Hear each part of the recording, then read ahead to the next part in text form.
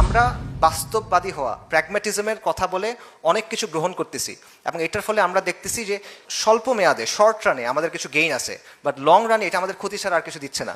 পাকিস্তানের চিন্তাটা কোত্থেকে আসছিল? সৈয়দ আহমেদ শাহিদ রাহিমাহুল্লাহ, শাহ ইসমাইল শাহিদ রাহিমাহুল্লাহ, তাদের একটা চিন্তা ছিল যে ভারতবর্ষের, হিন্দুস্তানের মুসলিমদের একটা ইসলামী ইমারা লাগবে, তারা শরিয়ার আন্ডারে থাকবে। এই চিন্তাটা স্যার সৈয়দ আহমেদ আলিগড়ের বিশ্ববিদ্যালয় আর মুসলিম লীগের হাত ধরে কি হলো? Liberal Democratic secular Pakistan. আপনি ইসলাম ফালাই দিয়ে মুসলিম জাতীয়তাবাদ করছেন, যেটার মধ্যে রুহটা নাই, ইসলামী সেটার মধ্যে নাই। সেটার রেজাল্ট হলো যে আজকে এই অবস্থা। আর এটার রিয়াকশনে আমরা কি করলাম?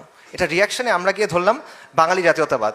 যেই বাঙালি জাতীয়তাবাদ বারবার কি করে? আওয়ামী জাহিলিয়াতকে নিয়ে আসে। যে বাঙালি জাতীয়তাবাদ বারবার আমাদেরকে ভারতের করদ রাজ্য বানানোর চেষ্টা করে।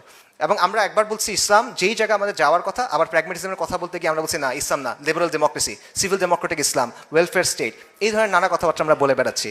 এইভাবে বারবার প্র্যাগম্যাটিজমের কথা বলে, বারবার প্র্যাকটিক্যাল হওয়ার কথা বলে আমরা মূল জায়গা থেকে সরে যাচ্ছি এবং শর্ট রানে আমরা মনে করতেছি আমরা গেইন করতেছি, লং টার্মে আমাদের চেয়ে বড় লুজার আসলে আর কেউ নাই। এবং এই দুষ্ট চক্র থেকে যদি আপনি বের হতে চান, তাহলে আলটিমেটলি আমাদের ইসলামের দিকে ফিরে যেতে হবে, পরিপূর্ণভাবে ইসলামের পথের দিকে ফিরে যেতে হবে, নামে না, বাস্তবে পরিপূর্ণভাবে আপনার ইসলামের দিকে ফেরত যেতে হবে।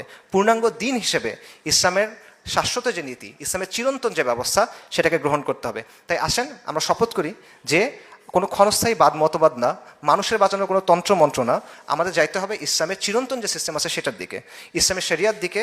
এবং তাহলেই আমরা এই দুষ্ট চক্র থেকে মুক্তি পাবো, তাহলেই আমরা আমাদের কমের অস্তিত্ব, নিরাপত্তা এবং ধারাবাহিকতা রক্ষা করতে পারবো। এটার জন্য সময় লাগবে, এটা আগামীকাল হয়ে যাবে না, এটার জন্য সময় লাগবে।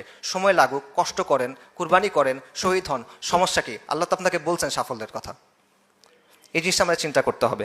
এটাই আমাদের পথ এবং এটাই আমাদের আহ্বান।